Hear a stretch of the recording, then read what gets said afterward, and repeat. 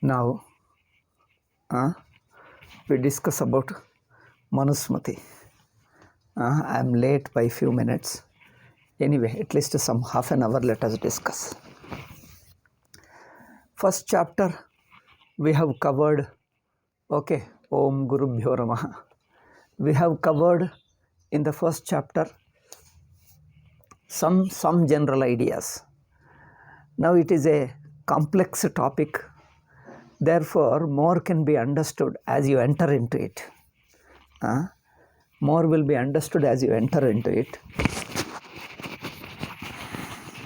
So I thought that we will, anything discussing, instead of discussing more about the modern people's misunderstandings, their objections, all that, instead of discussing more into it, if you go, it will be a more unnecessary complication. So we will continue with the book. So let us start with the second chapter. First chapter, a general introduction. The Bharadwaja and other rishis come and ask a question to Manu. What is dharma? And I want to learn what is dharma. So he explained the Srishti. Manu explained the very nature of creation. The nature of creation, because which works on the principle of cause and effect, karma and karma phala, and how, what is jiva? What is jiva constituted of? The constitution is his body, mind and intellect, and the samskaras and the purva janma punya papas.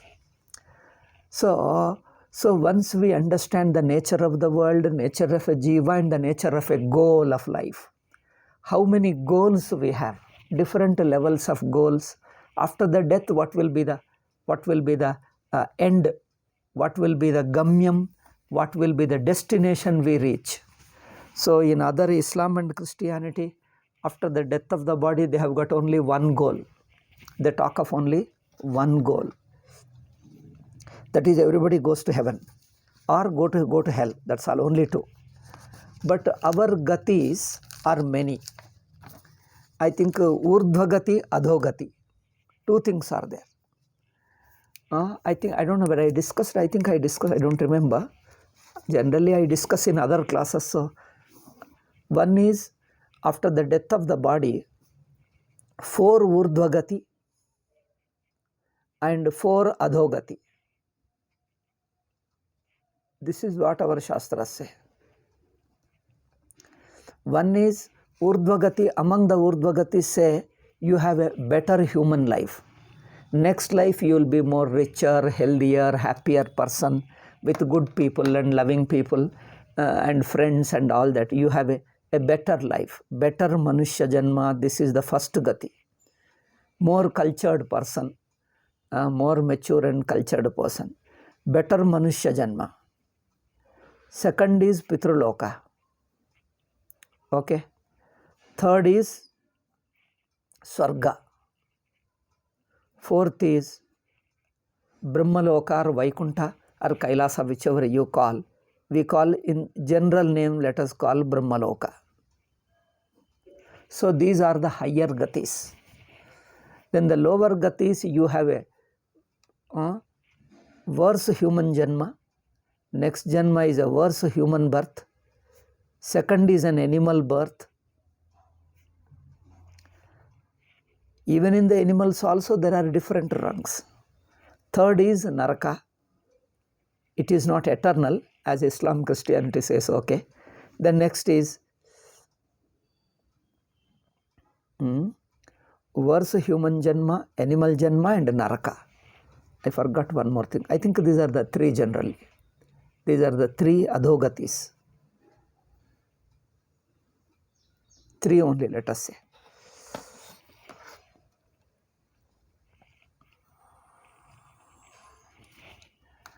So after the death of the body, according to your karma and samskara, these are the 4 higher gatis and 3. And another is absolute Paramatma Prapti, attaining the Paramatma, become totally liberated and attaining your Atma Swarupa. That is a highest one. That is a Parama Purushartha, moksha, that is highest moksha. Okay, so three things we talked about. One is the gati, the nature of jiva, the nature of the world, okay, nature of jiva and the nature of gatis, and one is the nature of the world. Okay, these three discussed in the first chapter, and then this gives the general background for understanding dharma. Then proceed with the second chapter. In the second chapter, come to the specific point of what is dharma. Okay, what is the specific point is, now first shloka, first let me read out a few shlokas and explain. Vidvadbihi sevitaha sadbihi nityam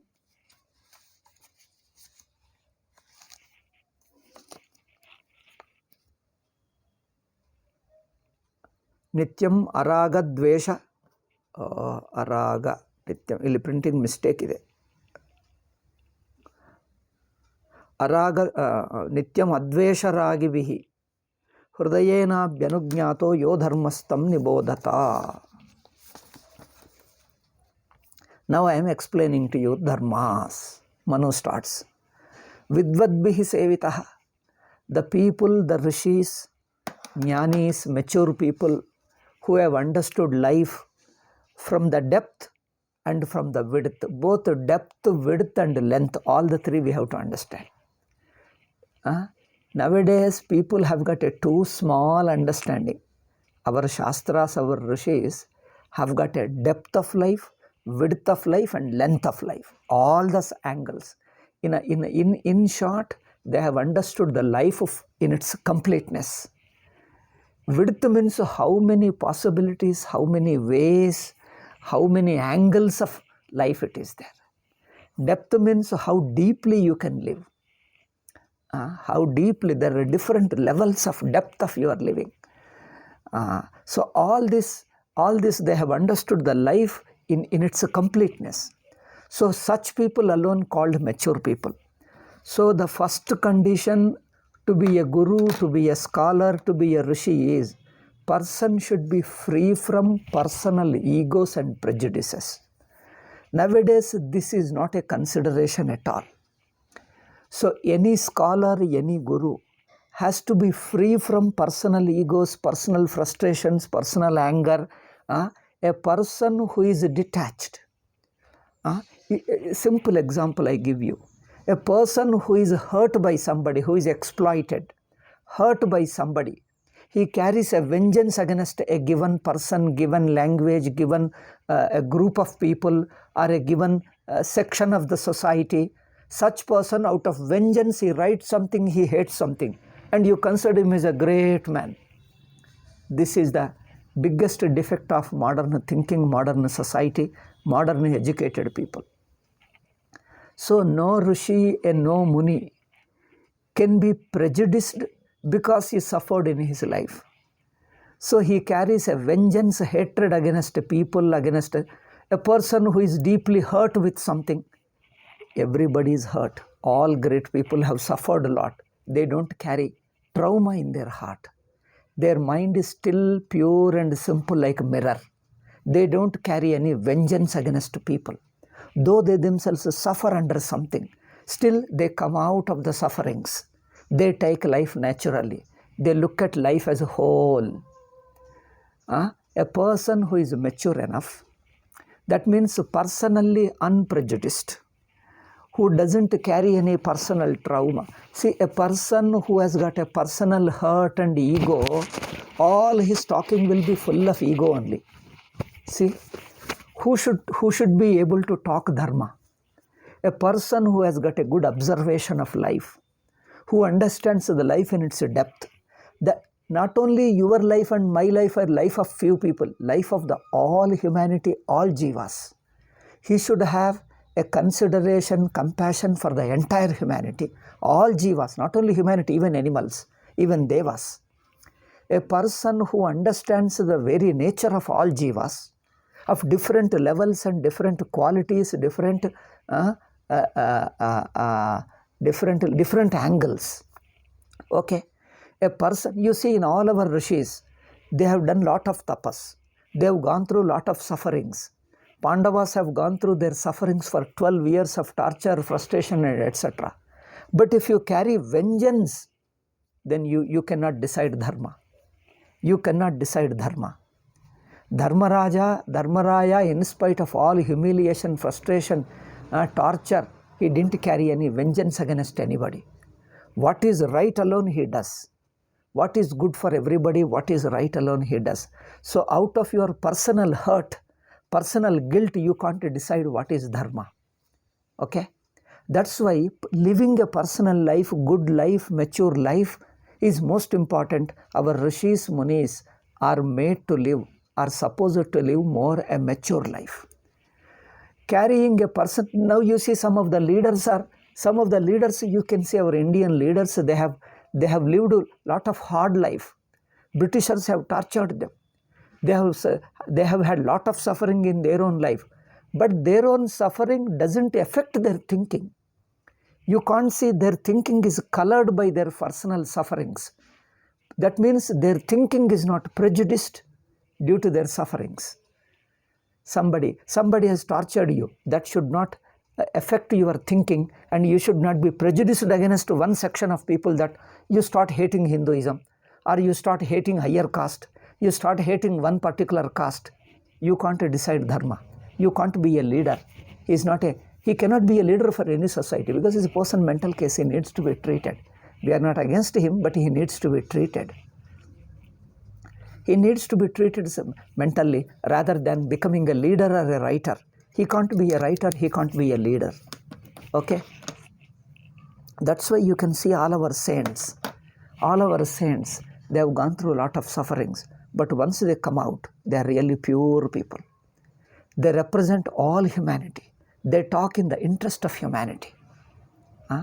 Jnaneshwar and etc., they too have gone through. But you see, when he writes, there is no vengeance against any given person or any group of people. No carrying hatred, ill will against anybody. They talk simply with a smooth heart. Even Tukaram has been humiliated, troubled, but he talks impartially. What is dharma? What is bhakti? How everybody... Dharma for all. That's why they are all called great people. Worshipped by all groups, all society, all castes. So a leader of a society, a rishi or muni, should be like that. Therefore, vidvadbhihi sevitaha. Dharma is a person who are mature people who have lived that life. Dharma should be tested and tried and lived by people. See, he says, first shloka, vidvadbhihi sevitaha. Mature people who have understood, not people who gets carried away by desires and egos and personal vengeance and all. Okay? Not the person who gets carried away. A person who is mature, in spite of suffering, doesn't carry vengeance against anybody. He assimilates all that into him, becomes a mature person. Therefore, Vidwan we call him.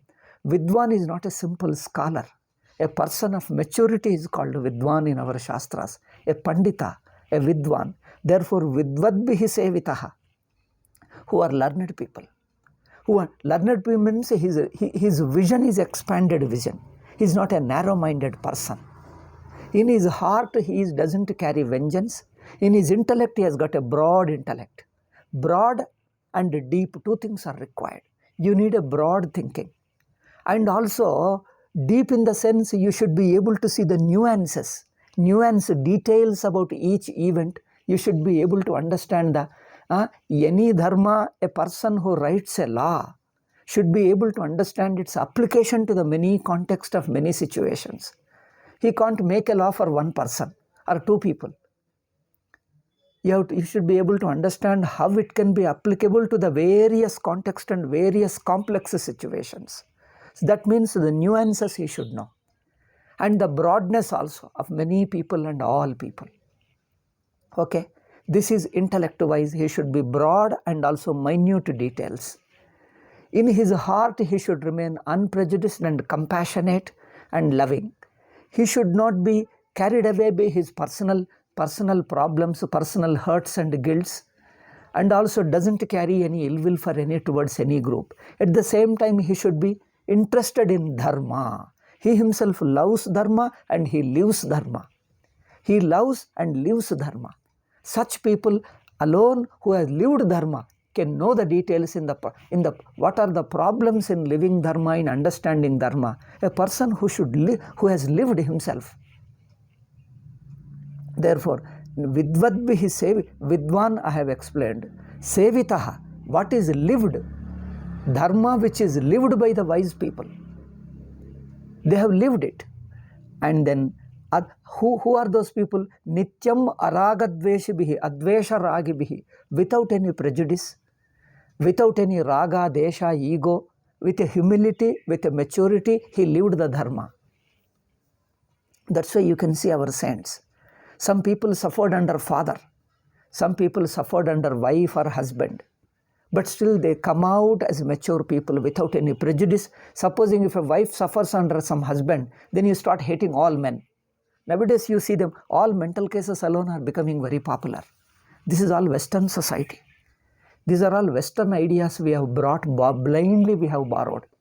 Any person who suffered and carries vengeance against somebody is considered as a great man. He writes books and he is made a hero, a celebrity.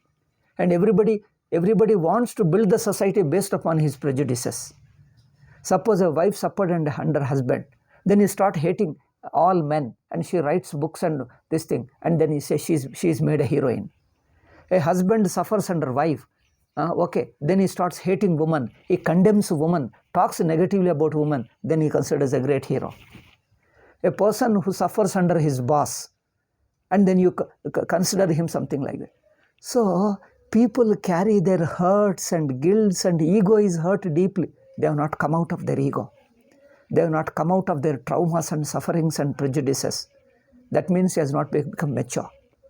A mature person alone becomes, you can see in all our saints, Tukaram suffered, Jnaneshwar suffered, people of different castes. That's why I'm quoting two people. They would see different people. Even Ravidas was a Chandala. He also suffered, but you see, that suffering made him into tapas. And he come out of it as a mature man. He talks of all humanity. Dharma, the bhakti, how they understand it is a human jiva dosha, the defect in the jiva.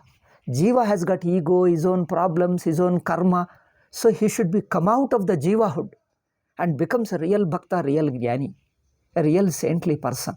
Such a person, he understands the sufferings of a human being, not of a given group. He suffers not as a person, not as a given person. All the sufferings is because of the jivahood. As a jiva we are suffering, as an individual we are suffering, as an ajnani. As we are bound to our body, our individualities, our own needs and desires, because of our desires we are suffering. Because of our karma we are suffering. But these things we attribute it to given group of people, given society, given language, given etc. These are all prejudices. You see all the saints. You talk to the Tukaram, they say ultimately it is due to our karma. It is due to the jivahood that all we are suffering. They are the real mature, real saintly people. They represent entire humanity.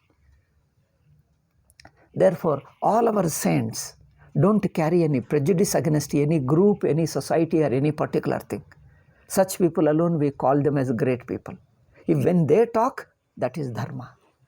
Okay, therefore, advesha ragibihi, a person who carries personal vengeance, personal ego, personal hatred, personal ambition, personal desire, a person who has transcended personal desires, but understands all human weaknesses, human desires. Human beings have desires at various levels and various ways. Some people have small petty desires. Some people have still higher ambitions. Some people have deeper, a broader desires for helping society. Some people have still higher desires of moksha. So all these levels of desires he should be able to understand. But he himself should come out of desires. A person who is possessed by desires, possessed by raga, dvesha, can't understand humanity. Okay? See the very writing of the books. See the one shloka itself is how mature it is. Just people talk anything about Manu as if he's an ordinary human being like you and I. is not a man of prejudice. You can see them. Vidvadbihi sevitaha. Nityam aragadveshibihi. Such people should be able to draft Dharma Shastra. And then Hrudayena Bhyanugnyataha. In your inner heart, the purer heart approves it. Not your superficial heart, which is hurt by ego, which is filled with ego, which carries the hurt and guilt, not that. A heart which is pure, which is purified of this ego and hurt and guilt and traumas, which has become clean like mirror. A saintly heart like mirror. So, Hrudayena Bhyanugnyataha, yo dharmaha tam nibodata. That is dharma. I am teaching you. Learn from me. This is the dharma. And dharma should not be decided by one person. Such mature people, mature rishis and munis put together, people who have observation of the society, who observe the life from different angles and different levels, different stages, all levels of people, ordinary people to the highest mature people. Very ordinary people. Don't condemn anybody just because they are ordinary people. They have got ordinary desires. They have got money and they want marriage and children and love. That is also life. That is one stage of life. We can't condemn them because they have got small people, ordinary people. And there are some highly matured people. They work for society, live for society. They do a lot of tapas. They are also human beings. These are also jivas. They are also jivas. Jivas of different level. So no prejudice against any particular jiva. Okay. People are of different levels.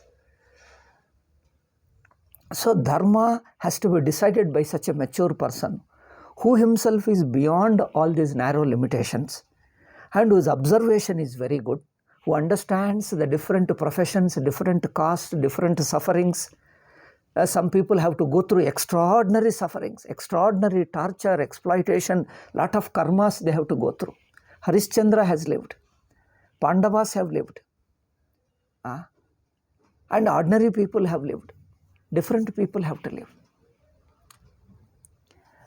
And not only one person. So, such munis put together, at least minimum 4 to 5 munis should be there. Minimum 5. If there are 10 to 15, it is better. Such people should come together out of their experience, out of their inner understanding, their purity and Shastra. They should decide what is dharma in the larger interest of the humanity. Okay? Therefore, if you see the Apastamba, he says, Dharma vidaha samaya pramanam, he says. Dharmagnya samayaha. Dharmagnya, those who understand what is dharma. Samaya means an agreement, a common agreement of many saints. Not one saint cannot decide. Common agreement of many saints. That's why in India we see how different saints spoke about. We take the common agreed views of all saints, not a given person.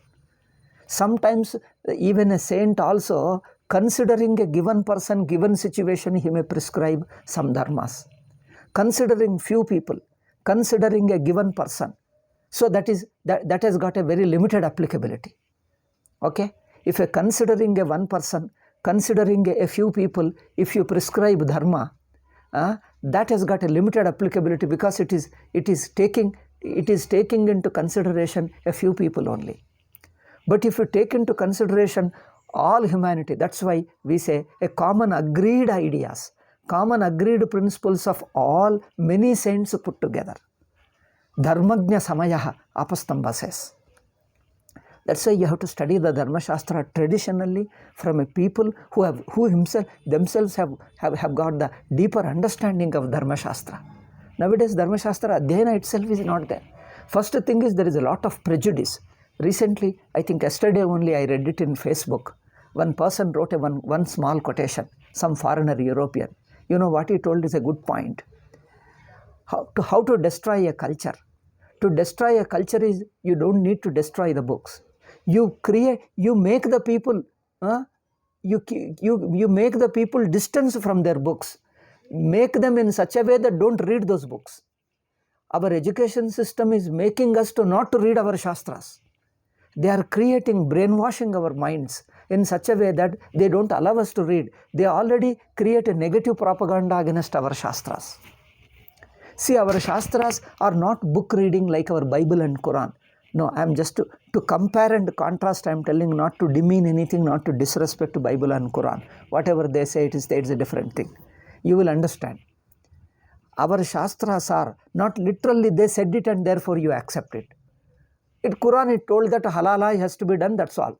Many people told halala is a very dirty thing, it is a very humiliation to women, please don't do that. They say no, it is Allah's word, we can't change it. Who are we to change it? We have to accept it, we have to follow it, that's all. Talaq we have to follow. Our Shastras don't say that.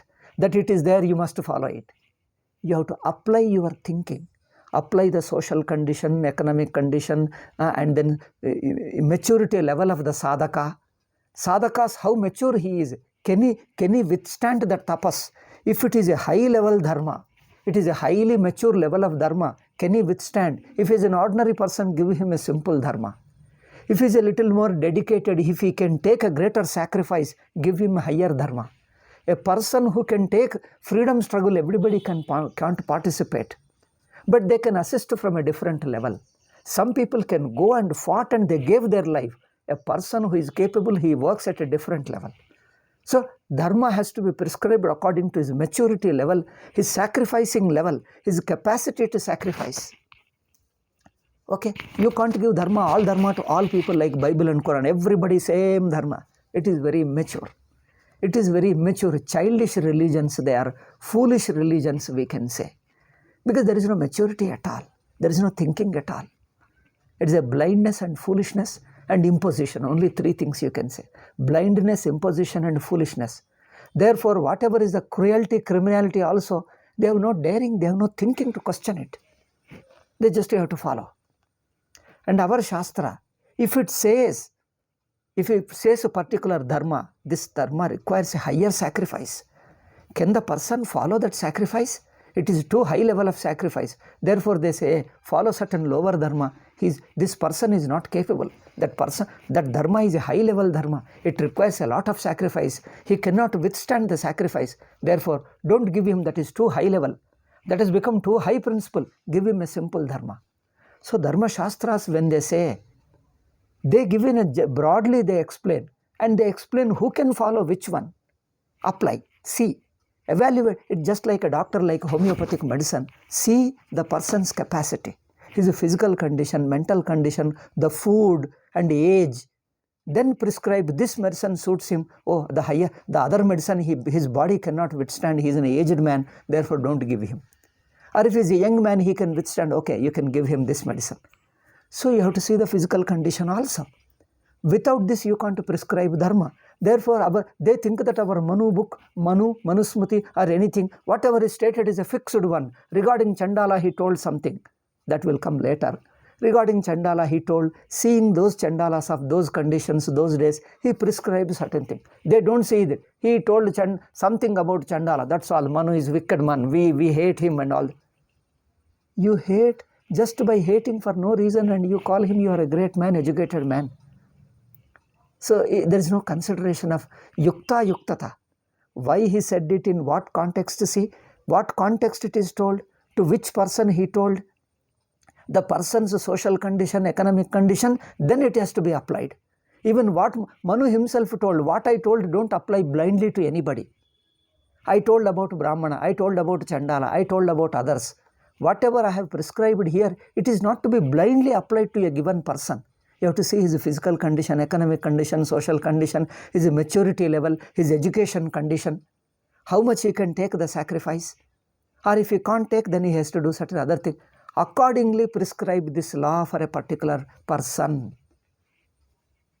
Those who do not consider like this and do not consider and do not prescribe dharma, they don't understand my Manu Smriti. They told they don't understand my Smriti. They are haphazardly applying it, blindly applying it. Just because it is told in the shloka, therefore you must do it. It is a blind application like Bible and Quran. It is there, we have to follow, that's all. No questioning. He didn't say that. Last shloka, towards the end, he says this particular shloka. Arsham dharmopadeshancha. Arsham dharmopadeshancha. Yas tarkena anusandatte sadharmam vedanetaraha.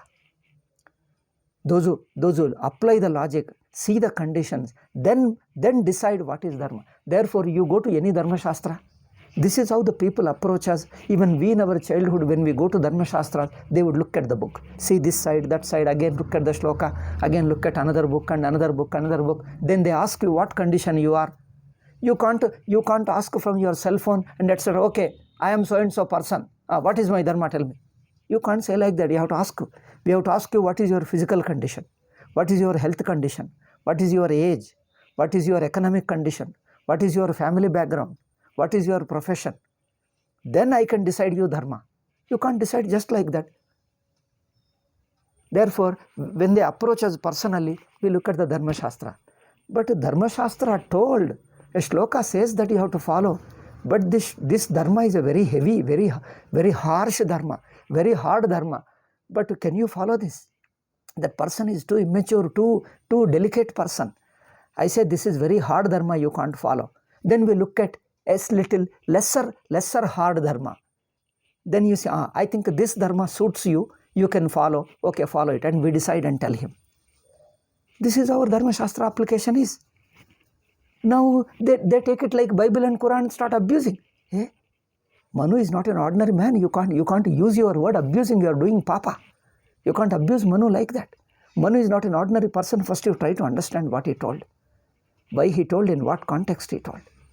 It just, I think, those who abuse us becomes a great man. These days, those who have a bigger mouth is an Indian expression. Jiska muh bada hai. In Telugu, we call it one nor peddadi. Nor peddadi means he has got a bigger mouth, means he shouts, abuses, that's all. And he is considered as a great man. These are all very petty fellows, cheap fellows. More a gunda, he be considered as a great man. That's not the way. You have to read the book. How Manu prescribed is the general principles. Then you have to apply it to a given context, a given situation. That's why we have to refer to many other Dharma Shastras. Later books also come. Yajnavalkya Smriti is there, then Dharma Sindhu is there, Parashara Smriti is there. There are many Dharma Shastras. You go to any people, no, there is no single Dharma Shastra experts. Do you know first? There are Dharma Shastra experts. Dharma Shastra experts, they consider all dharmas, all shastras. They don't go by any one book. One book they know, nobody tells. Nobody tells. And these Indologists come and they say Manu Smriti, they translated. And Manu Smriti, there are commentaries, 7 commentaries. What commentators explained, they don't bother. In fact, they set aside all commentators. They translated only Manu as if they are the only Manu's children, are as if they themselves are Manu. In the name of Manu, these fellows are sitting in place of Manu. Those who have misrepresented Manu by translating into English, these Indologists and modern some of the university scholars, they have translated only Manu and ignored all commentators. What is this? You think all these commentators are worse than you? They think like you? All these think that commentators are nothing? Commentators explain the context, how to apply, whom to apply and all that. They just set aside all commentators. Only Manu Smriti they try to translate. And these people also, they say, read only Manu Smriti. They are making Manu Smriti into another Bible and Quran. They are making into another Quran. That is the problem. They are making Manu Smriti, Veda, Shastras into another Quran. I say, it's our tradition different. Our Shastras are different. Read them. No single Shastra can be isolated, applied. Recently a discussion appeared. That's why I told we will proceed with Manu in various contexts, because all these things I can't tell in one shloka first day alone. You have to listen to few more chapters, few more shlokas, few more talks. Then all these nuances, different angles, different levels you can understand. Because it's a very highly complex topic. You can't say in one talk or few talks. And people already have got a prejudice against caste and against Manu and etc. First they start with hatred and ego. They are not students to learn Veda. It is like student is to learn. Before he learns, start hating his guru, start hating his teacher and finds fault with the teacher. Now what can he learn? The person doesn't know the subject, he starts hating it. This is how it is happening. A student goes to class, goes to school. Does he go there to learn, or first day he finds fault with the teacher? Teacher is like that, teacher is doing me, teacher asked me to do homework, I don't like this teacher. That's all, remove the teacher. Oh, Student have to decide what teacher should do and how teacher should teach. This is a modern way. Anyway, recently means some time back, maybe 1 year, more than 1 year ago, a discussion appeared. Tulsidas told one thing about one Shudras. Now they started abusing, etc. Oh, Manu Smriti should be, what you call, Tulsi Ramayana should be banned. Tulsi is against lower caste and etc. These are all activists. Activists have got a hatred. They want to divide society. Put one group of people against others. They live on hatred. They have got only hatred and ego in their mind. They live on hatred. Such people, what social laws can they create? What dharma can they create? What dharma can they live? Can they live any dharma? Can they any create a dharma shastra? And such people are considered as leaders. Oh, you mean they are leaders? My God, the fellow is full of hatred and venom. Nothing but venom in his mouth. And you call he is a leader. This is nothing but nonsense. Only villains are created. Therefore, I told, don't go by one Tulsidas, one statement. Tulsidas himself depends on all Shastras. Therefore, Veda, Smriti, we have got 4 types of literature. You see, we call 4 Vedas. 4 Vedas is Rigveda, Yajurveda, Samaveda, Atharmaveda is one way of doing. There is another way of doing. We have got 4 Vedas. One is Vedas is one. Smriti is a second Veda. Purana is third Veda. Tantra is another Veda. 4 sets of Shastras. 4 sets of Shastras. One is Vedas. Second is Smritis, around 20, 25, 26 Smritis. Okay. Then Puranas are 18, not only 18 plus another 18. We have got Purana, Upapurana, like that. So 18 plus 18, 36 Puranas. We have got, I think, 25, 26 Smritis. Vedas and Vedangas put together. First is Veda and Vedanga. Second is Smritis. Third is the Puranas. Fourth is the Tantra Shastra. Take all this combined, then apply it. Whatever is told in one shloka, it is applicable to given situation, given context. Take the other shlokas into consideration. Anything, we have got many Niti Shastras. There is no one Niti Shastra. There are got so many Niti Shastras. Mahabharata, Ramayana and all that. So, if a similar idea occurs, how this similar idea is explained by other rishis, other munis in other Shastras. Take their views also into consideration. Then take a combined view of all these rishis. Okay? Take a combined view of all these rishis. That's why Sarvagnya Samaya, Dharmagnya Samaya, I told already, quoted Yagnya, Apastambas one statement, Sarvagnya, Dharmagnya Samaya. It is a commonly agreed, combined view of all munis, all Dharma Shastrakaras. That is a way of deciding it. You can't take up one statement of Tulsidas and start abusing him. By abusing, you think you are abusing, you become a greater Smritikara and you are become a greater Shastrakara, that you are capable of writing a Shastra and your word will become Dharma. Because you are talking hatred only.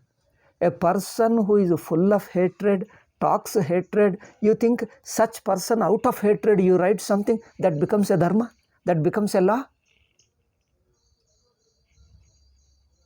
This is foolishness, isn't it? This is just foolishness. So, in what context he told? Sometimes, if a Dharma Shastrakara says certain, prescribes some law, some action, some behavior, if he prescribes, we have to compare with other Dharma Shastras, other Vakyas, other Munis, other Dharma Shastrakaras, other Munis, Rishis, what did they say? If it has got a limited application to few people, a certain limited context alone, then take it only applicable to that context. Don't apply it to other context. Because that particular prescription is applicable to a small context alone, a few people alone. Then apply it to only that. Don't apply it to others. They take it stated in case of certain people, and they try to apply it to everybody and then criticize it. But why are you applying it to everybody? When we did not say why are you applying? They stretch it to everybody and criticize it. So this is the situation.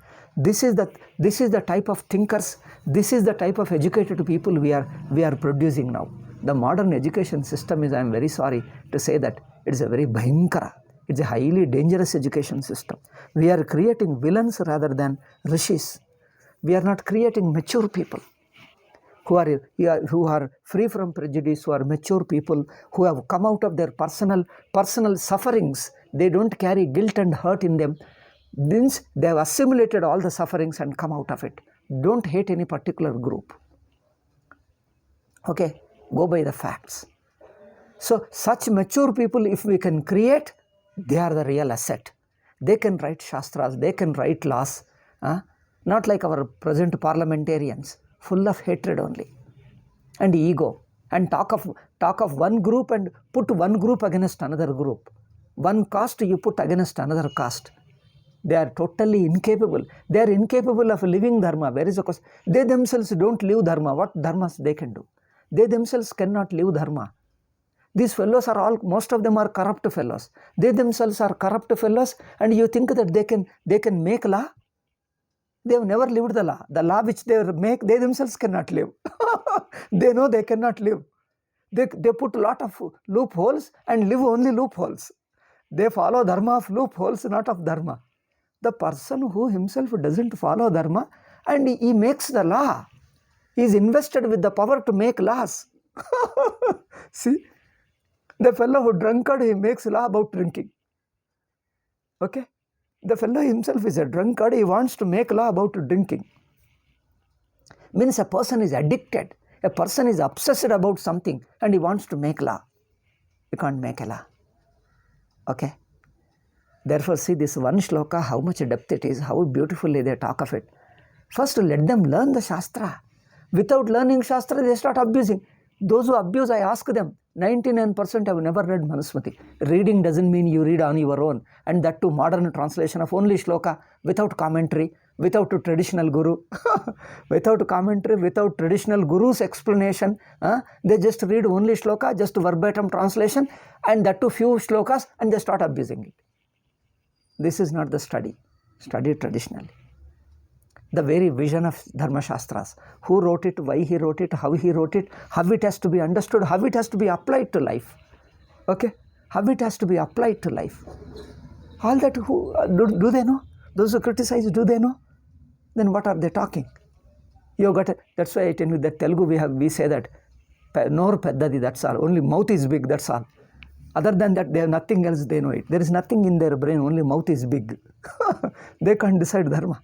See, one shloka itself is how beautiful it is. Next he says, in fact, we should study the commentary. Among the commentaries, I'll tell you, just if you have got a, personally if you study, I can teach you. This is through online, because audience will be of different levels. If they have got doubts, I cannot address them. If they misunderstand, I cannot explain to them. I see some people, as you take the Manu, they start abusing me. In my Facebook, people abuse me.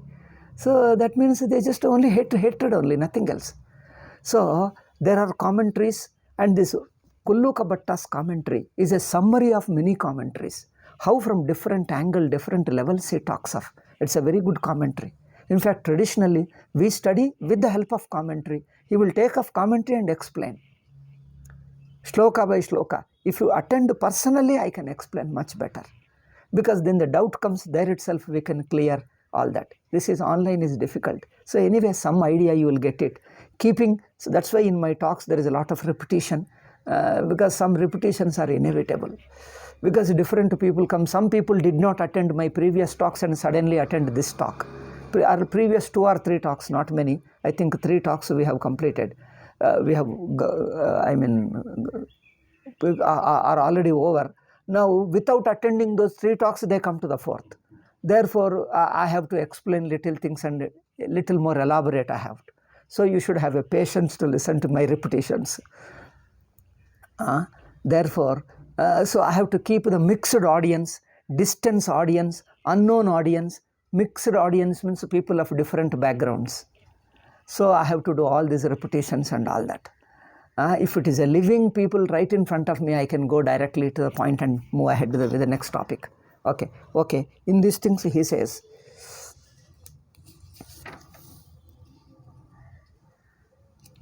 Yakkaschit, first shloka, Vidvadvis sevitaha sadbir. Okay. Then the next shloka is Kamat. Now talking about the desire, I think it is another topic. I wanted to talk of something else. I think the Vedo Kilo Dharma Moolam, Dharma we will talk of when it comes in the 6th shloka. Now we are in the 2nd shloka. From 2nd to 5. 2nd to 5 or first 5 let us take. First 5 shlokas talk about the human mind that is a desire. We have got desires. See the very understanding of a healthy, reasonable understanding of desires. Vedantins talk of all desires are wrong, only transcend all desire. That is okay. That's a Vedantins level. That's a too high level. Manu talks of common man like you and I. Not the Vedantins who are sannyasis who give up everything and they want only moksha. That is a too high level. Common people have got their own petty desires, small desires. They want to indulge in pleasures. They have got family and money and status, etc. And they have got all enjoyments. So, okay, he has to talk of everybody else. Now he says, we have to take into consideration desire. Dharma means you prescribe a law. Any law that is prescribed controls your desire. Then, should you follow desire or not? The question comes, should we go by our desires or totally go against desire? You talk to Vedantins, they say, don't yield to any desires, give up all desires and transcend. That's why Hinduism is not Vedanta alone. Vedanta is too high level. That is also at certain level. That is an ultimate level. But common man also we have to keep in view. So, if you go to the Vedantins and think that alone is Hinduism, you have misunderstood. See, Manu talks of different levels. Desire is there in everybody. There is no person who is free from desire. He says, Kamatmata na prashasta, nachaive hasti akamata. What a maturity thinking, see. Totally going by desire. Whatever occurs in your mind, modern society says, whatever is desire, live. Total freedom. He says, total freedom is not good. Okay? And there is no such thing called desirelessness also. Two extremes he avoids it. Totally be desireless. He says that totally give freedom to all desires. Whatever you desire, do it. Whatever you like, do it. This kind of a Western society is telling like that, whatever desire, indulge in it. Any pleasure, any desire, you just go for it. That's all. No control, no restriction. Waywardness. Whichever you like, do it. The Westernization is coming to India too. Now he says, Kamatmata na prashasta. Totally given to desire and do just whatever you like. That is not prashasta. That is not acceptable. If that is accepted, then no, there cannot be human society at all. If everybody goes by his desire, my desire is to only control others. I want lot of money. Society doesn't allow me. I kill people and make money. If you want to become a highly rich man and you are not capable, what can you do? Just by hook or crook, I'll make money. If whoever comes in the way, I'll kill him or I'll bribe them. Somebody told, beg, borrow and steal. Somebody told in English, there is a good expression, beg, borrow and steal. Therefore, giving total freedom to desire is also not good, not acceptable. Okay, Kamatmata na prashasta. Then being totally free from desire, desirelessness is also impossible. Such a thing doesn't exist. It is only for Brahmajnanis, totally free from desire. Therefore, we are leaving aside Brahmajnanis, talking of common people. Therefore, Kamatmata na prashasta. Totally follow whatever desire occurs in you, just to live it. That is not acceptable. And then totally suppress all your desires and don't have any desire at all. That is impossible. That doesn't exist. Totally giving freedom to desire is not good. And being totally desirelessness is impossible. That means we have desires and we have to have restricted them and in a conditional way and conditional. Therefore, kamyo hi vedadigamaha karma yogascha vaidikaha. Even learning Veda is also desire only. Therefore, we have to accept desires in people and give them certain restrictions, certain conditions, certain rules, certain thing. Within that, he can fulfill the desire and then he can also live life and he can grow out of them. Okay? People have desires, you can't ignore them. They have got their own needs and desires. So take them into consideration and give them certain rules and restrictions and other things. Then let him grow gradually through them. See how Manu talks of. And there is a commentaries also. I am not going into details of commentary, just to give a general idea. The next he says, Sankalpa Moolah Kamo Vai Yajñas Sankalpa Sambhava. Even good and bad, even good karmas also require desires only. You want to do social service, you want to do help to people, even that is a desire. Only thing is, you can say that it's a noble desire. It's a better desire which includes others. But everything, Vratani Yama Dharmascha Sarve Sankalpaja Smrta. Anything you do only due to desires and sankalpa. Sankalpa means you have got some wishes, some ideas. That means a human being has got ideas, fancies. Fancy means some kind of ideas, some fanciful ideas and desires. They are there, part of life. Akamasya kriya kachit drishyate nahi kaschikachi. If a person is totally free from desire, he won't do anything. His desireless is totally another extreme. Therefore, yadyadya kurute jantus tattat kamasya cheshtitam. Whatever he does, he is prompted by some or other desire. Without desire, nobody can live. Nobody has. So, some or other desire everybody is prompted by. Therefore, we have to take into consideration desires and then put them into stages and help them to follow how and how much. How and how much. Okay. Then dharma restricts. Dharma provides a way for fulfilling the desire, and it sets limits. It facilitates your desire to be fulfilled, and also sets limits to it and limits a way of fulfilling it. Okay? Way of fulfilling it. Dharma totally doesn't reject the desires. It takes the desires into consideration. It gives certain limits to it and certain way to it. Okay? And certain manner of fulfilling it. That is called dharma. Therefore, teshu samyak vartamanaha gacchatyamara yatha sankalpit seham sarvan kaman samashnate. Therefore, we have to take dharma into desires into consideration. We have to increase his level of maturity gradually. So, as he becomes mature, his desires become more selfless. Okay? The desires have to be, the root of the desire is ajnana, selfishness, self-centered ego and all that. So his maturity, his level of maturity has to be improved. He has to become purified. More and more purified, his desires will become more selfless. Then he will be able to do better karmas, higher karmas. Then he will be able to go to moksha also. He will be able to entertain a desire for moksha. Start with a common man and then restrict them, give them within the limits and the manner of fulfilling the desires. That is dharma.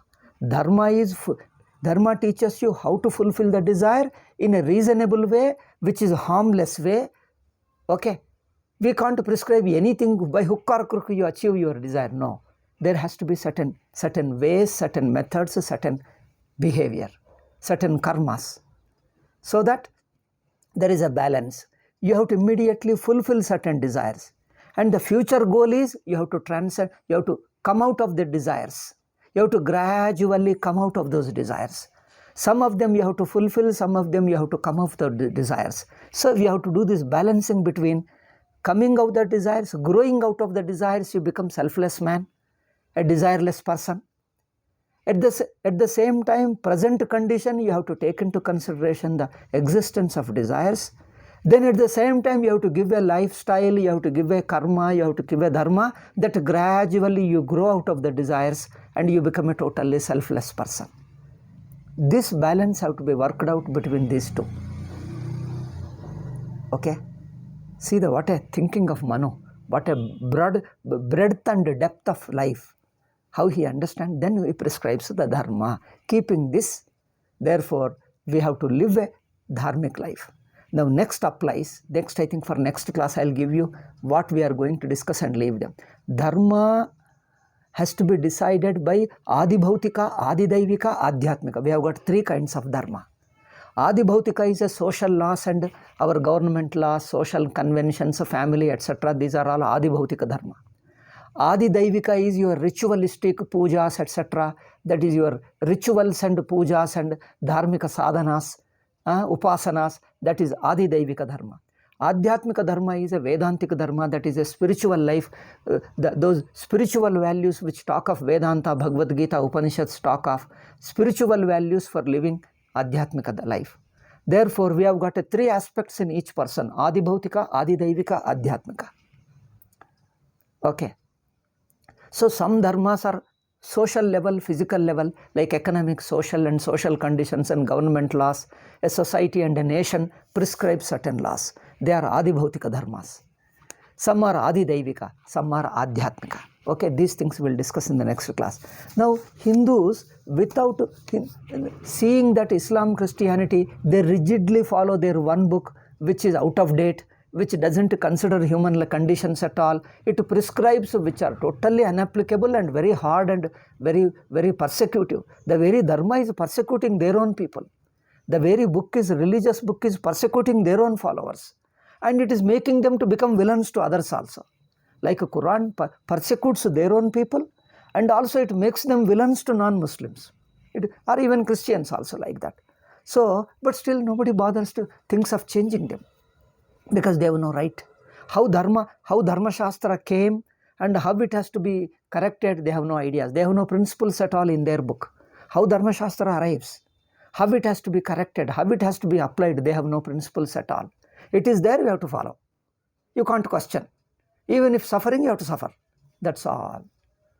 So they have no way of understanding how to correct it, how to improve it. They just don't have nothing.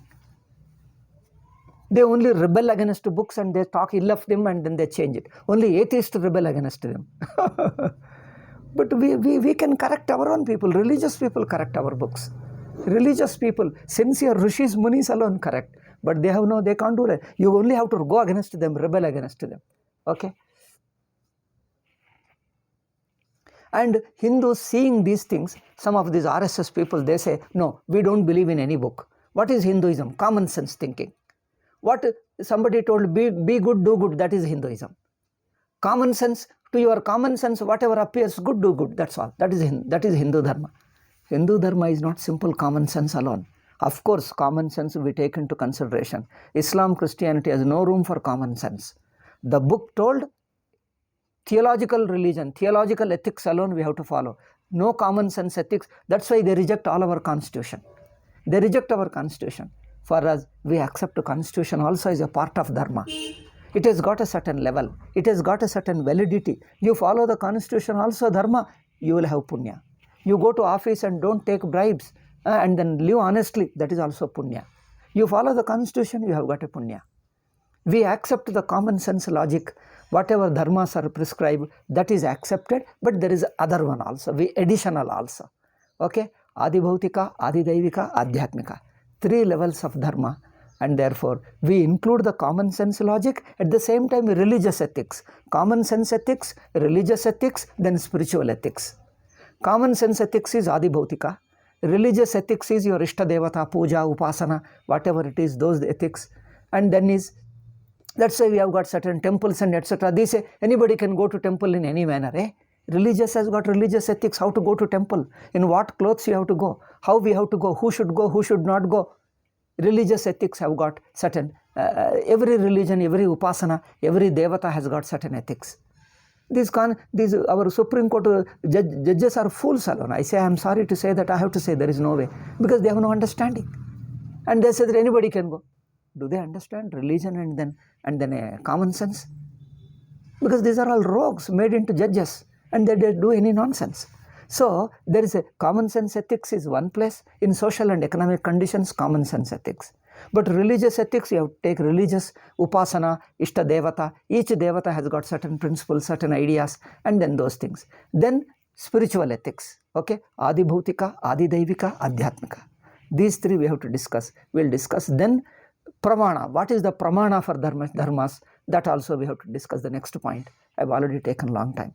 Generally 11 to 12, but sometimes, as I told you, due to many disturbances, many obstacles, a few minutes early or later it will happen. Okay.